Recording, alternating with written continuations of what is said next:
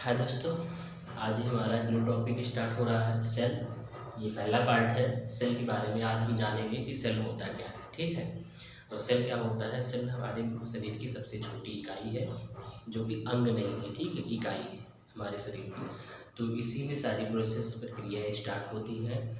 तो सबसे पहले हम इसके नाम के बारे में जानेंगे। जैसा कि सामने हमें दिया है नाम से क्या होता है कि साइटो साइटो से मतलब है कि यानी कि सेल, जो हमारी सेल है, कोशिका है, उसका नाम है साइटो। और अगर उसी के बारे में हम अध्ययन करेंगे, अध्ययन मतलब अगर जानकारी करेंगे, जानेंगे, तो साइटोलॉजी हो जाएगा। ठीक है, बाकी इसके जनक खोजकर्ता जो हैं वो रॉबर्ट हुक है। इन्होंने एक क्या है, मृत यानी कि मरे हुए सेल कोशिका की खोज की थी। ठीक है, उसके बाद जीवित कोशिका में जैसे आप देख सकते हैं कि यहाँ पे एंटोनी बन लुवेनहॉक, इन्होंने क्या किया था, एक जीवित सेल की खोज की थी। ठीक है, उसके बाद सिद्धांत स्लाइडेन स्वान ने इन्होंने क्या किया, सिद्धांत ने किस बारे में, सेल के बारे में। ठीक है, उसके बाद छोटी क्या है, माइक्रो प्लाज्मा, ये क्या है, सब छोटी सेल की छोटी इकाई है। ठीक है, और सबसे बड़ी क्या होती है, बड़ी जो होती है शुतुरमुर्ग का अंडा।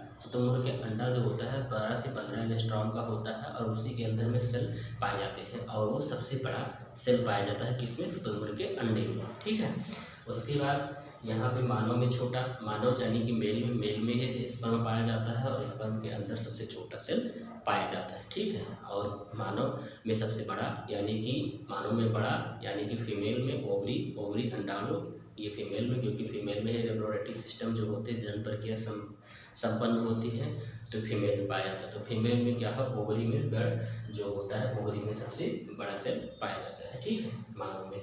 उसके बाद मानव में लंबी न्यूरॉन यानी कि न्यूरॉन जो हमारे ब्रेन होता है, ब्रेन के पार्ट में होता पाया जाता है, और न्यूरॉन में सबसे लंबी सेल पाई जाती है। ठीक है, इसमें सेल डिवीजन की प्रक्रिया न्यूरॉन में नहीं होती है। इसीलिए अगर किसी दुर्घटना की वजह से, या कहीं एक्सीडेंट की वजह से, या किसी के मारपीट से अगर हमारे स्कल में हल्का फुल्का थोड़ा सा चोट लगता है, कोई थोड़ा सा मार दिया है तो मैनेज कर लेता है, तो न्यूरॉन तक इफेक्ट नहीं जाता है, तो न्यूरॉन को चोट नहीं लगता है, तो सही रहता है। लेकिन अगर कोई और नोच के मार दिया, और कस के मार, और तगड़े से मार दिया, चोट लग गया कि आपका जो स्केल है, बोन है, वो भी आपका फट गया, वो नहीं प्रोटेक्ट कर पाया, सीधा जाके आपके ब्रेन की न्यूरॉन में लग गया, न्यूरॉन यानी कि सेल में लग गया, तो क्या होगा, ये डैमेज हो गया। अगर डैमेज हो गया तो हमने जैसे कि पहले बताया था कि सेल डिवीजन प्रक्रिया नहीं होती है। अगर जहाँ पे चोट लग जाएगा, क्षति पहुँचेगी, वहीं पे सड़न पैदा हो जाएगी, और सर्जरी के माध्यम से, सर्जरी के दौरान इसको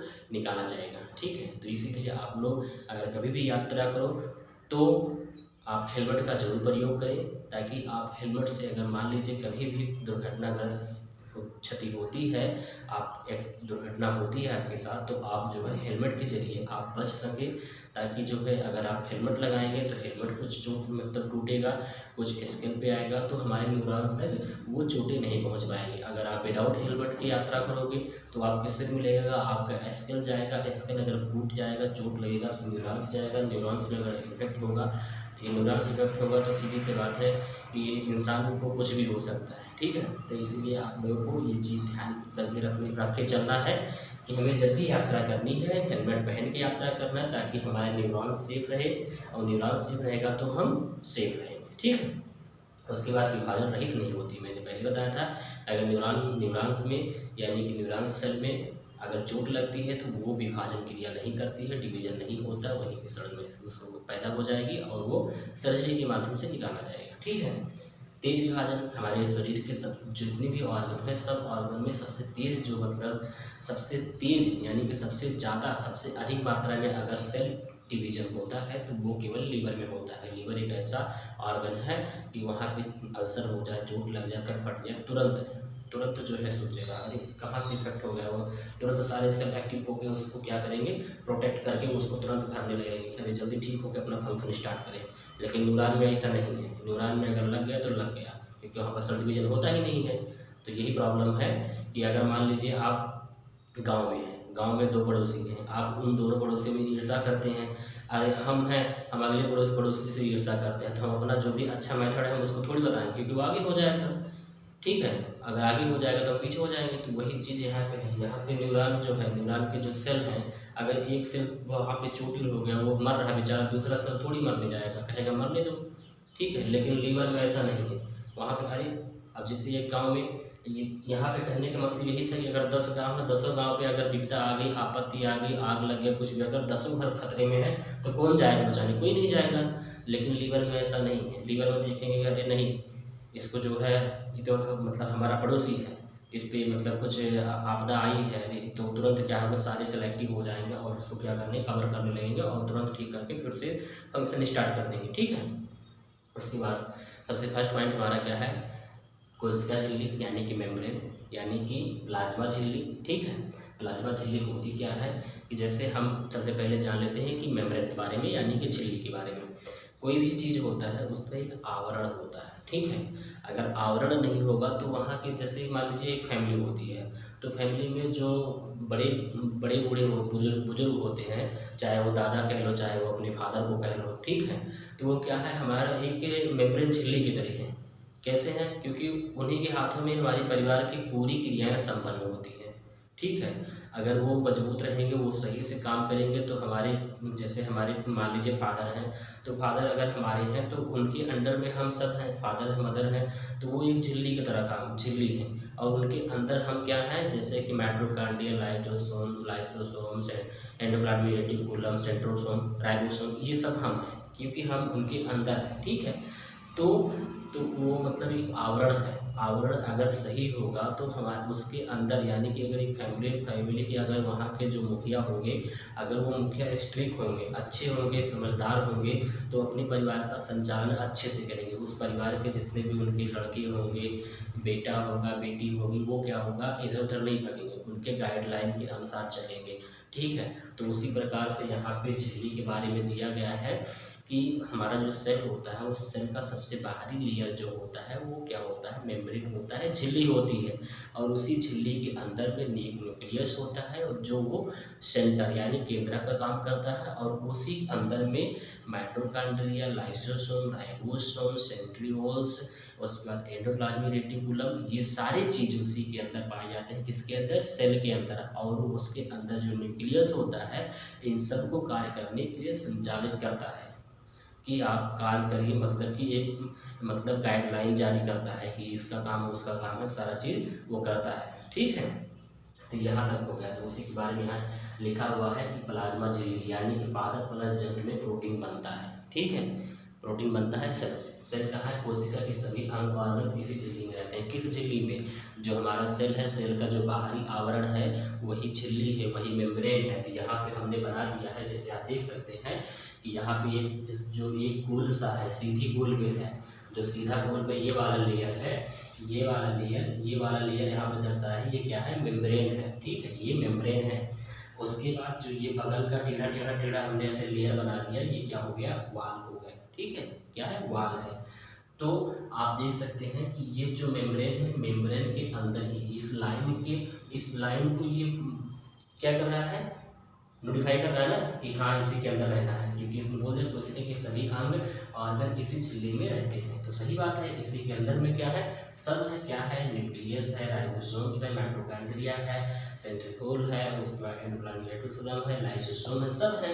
और ये केंद्रक हो गया, और ये केंद्रक हो गया। तो इन सबको अपना कार्य करने के लिए संचालित करता है। कौन करता है? न्यूक्लियस करता है, ठीक है। तो ये अपना अपना कार्य करते हैं, और करने के बाद जो है शरीर में सबका डिवीजन करते हैं, और सेल का जो भी कार्य है वो करते रहते हैं, ठीक है। कोशिका वाल, ये क्या होता है?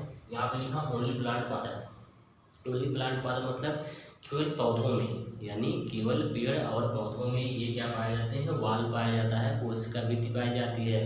अगर हम इंसानों में, मानव में अगर कोशिका भित्ति पाई जाने लगेगी तो भैया हमको कहीं से भी आप 2-3 लाठी आइए, दौड़ के आइए, 2-3 लाठी मार के चले जाइए, हमको कोई असर ही नहीं होगा, हम तो इसे खड़े रहेंगे।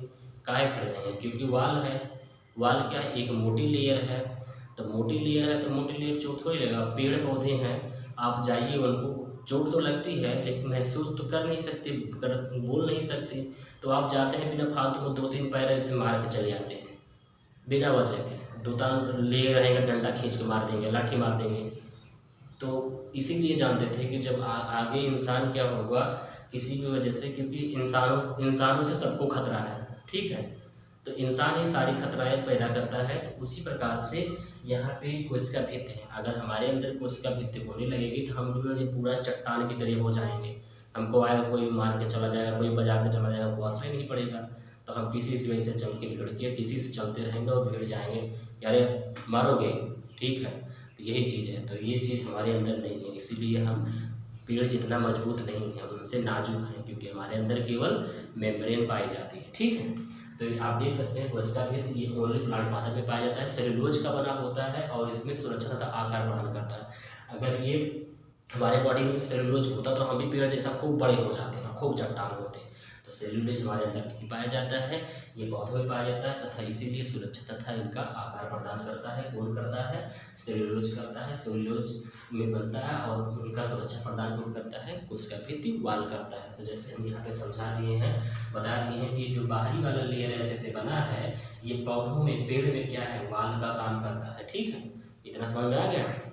ये हमारे 2 पॉइंट आज के हो गए हैं और एक मैं ट्री बेस पे आपको और बता देता हूँ कि हमारा सेल जो है आगे कैसे बॉडी में कन्वर्ट होता है। जैसे छोटा सा आप कोई एक बीज लेंगे तो पहले मान लीजिए आपको कुछ भी बोना है, बोने का चीज़ मान लीजिए आपको चना बोना है, ठीक है। तो आप चना क्या करेंगे? या तो घर ही भिगो के अंकुरित कर लेंगे, जाके बैठा देंगे, और वैसे भी एक दिन भिगो के फिर बैठाते हैं कि थोड़ा जल्दी उसका जो है अंकुरित हो जाए। तो हम पहले क्या करते हैं, उस चने को बोते हैं, क्या चने को मिट्टी में डालते हैं, फिर मिट्टी में धीरे धीरे देखते हैं वहाँ से एक पतला सा सीड निकलता है, ठीक है, उसका अंकुरित होता है। अंकुरित होने के बाद धीरे धीरे प्रोसेस बढ़ता है तो वहाँ से छोटी छोटी पत्ती निकलने लगती है, ठीक है। उसी प्रकार से हम जो है यहाँ पे देख सकते हैं कि जैसे हमको अगर सेल के बारे में पढ़ना है तो हमने यहाँ पे एक ट्री रखा है, जैसे कि यहाँ पे है ईंट। ईंट से क्या होता है? दीवार बनती है, और दीवार से क्या बनता है? कमरा बनता है। अगर मान लीजिए हमारे पास कोई भी चीज़ हो, अगर कोई चीज़ का एक लॉजिक नहीं होगा तो उसका कोई मतलब नहीं है, कोई मतलब नहीं है। अगर रॉबर्ट हुक ने और ये जो है क्या नाम हॉक ने, इन्होंने अगर सेल के बारे में नहीं खोज किया होता तो हम नहीं जानते सेल क्या है, कुछ नहीं पता है, चलता रहता है। तो जो आज पुलिस इंस्ट्रक्शन ट्रैफिक पुलिस देती है कि आप हेलमेट पहन चलो, तो वो भी नहीं जान पाती कहाँ हेलमेट पहनवा रहे हैं, लेकिन सब लोग सोचते हैं कि अरे हेलमेट पहनेंगे तो ऐसा हेलमेट पहनने का रीजन बहुत होता है हुआ, ठीक है, तो समझना चाहिए। तो वही सब चीज़ें हैं। तो हम क्या करते हैं कि ईंट लेते हैं, ईंट से एक दीवार बनाते हैं। दीवार बनाने के लिए हमें उसमें दिमाग लगाना पड़ता है, ठीक है। दिमाग लगाने के लिए हम किस तरीके से दीवार उठाएंगे, हमारे कमरा बन जाए। तो चारों तरफ से दीवार उठाएंगे, तब थोड़ा मुहारा खोल देंगे दीवार दरवाज़ा लगाने के लिए, तो कमरा बन जाएगा। कमरा बनने के बाद क्या होता है, एक घर बनेगा। घर कैसे बनेगा? 1 2 3 कमरे बन जाएंगे तो घर बन जाता है। वैसे हमारी कोशिका है, अगर कोशिका क्या होगी, एक कोशिका होगा, सेल होगा, सेल जब आगे निर्माण होगा तो क्या करेगा? टिश्यू बनेगा। टिश्यू आगे प्रोसेस जाएगा तो टिश्यू तो ऑर्गन बन से हमारा लीवर हो गया, ठीक है। लीवर हमारा पूरा हार्ट हो गया, हमारा जो भी लीवर, किडनी को जो भी हार्ट है, स्टमक है, सारे के सारे सब टिश्यूज से बने हुए हैं, ठीक है। तो अगर टिश्यूज ही नहीं बनेगा तो फिर हमारे ऑर्गन्स कहाँ से बनेंगे? तो इसीलिए कोशिका, कोशिका से टिश्यू, टिश्यू से फिर ऑर्गन, ऑर्गन से फिर एक ह्यूमन बॉडी तैयार होती है, ठीक है। तो ये यहाँ तक आज का क्लास खत्म हुआ। आप यहाँ पे देख सकते हैं जैसे घर का निर्माण होता है वैसे हमारी बॉडी की निर्माण होती है। इतना सारा सिस्टम आज हम पढ़ लिए हैं। आगे नेक्स्ट पॉइंट हमारी 3rd पॉइंट होगी, वो माइटोकॉन्ड्रिया के बारे में पढ़ेंगे। अभी तक हमने केवल सेल मेम्ब्रेन और सेल वाल के बारे में यानी कि कोशिका भित्ति के बारे में पढ़ा है। अगला नेक्स्ट वीडियो हमारा होगा माइटोकॉन्ड्रिया के बारे में। Thank you class.